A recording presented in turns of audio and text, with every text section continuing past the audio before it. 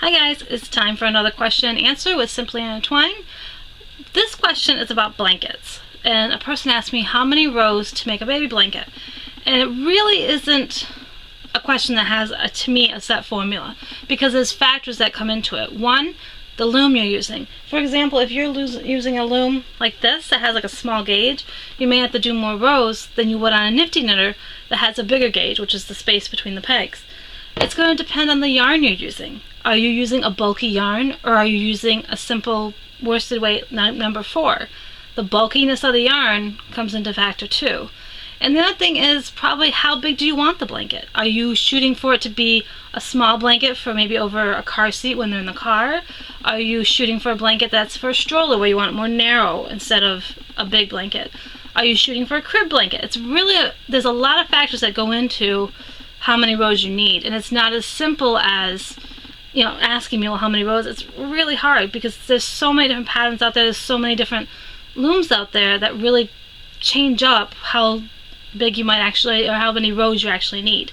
So if you're trying to figure out how many rows, your best bet, find a baby blanket that is about the size that you want, like knitted or not knitted, and measure it. And get a tape measure, a simple tape measure. You can do a flexible tape measure or just a simple tape measure like one of these. Measure the blanket that's around the size you want, or measure the space that you're going to use. And just look at this, because you can go, okay, do I want it to be, this is a foot long? That's obviously not long enough for a blanket. So you can kind of look at it. Use your tape measure to give you a visual idea of how long you may want it. And again, width. And what you can do is measure your blanket as you're working on it to get it to that length. Because again, it's going to depend on, number 1, the loom you're using. Number 2, the bulkiness of the yarn. And number 3, how big you want the blanket to begin with. What are you designing your blanket for?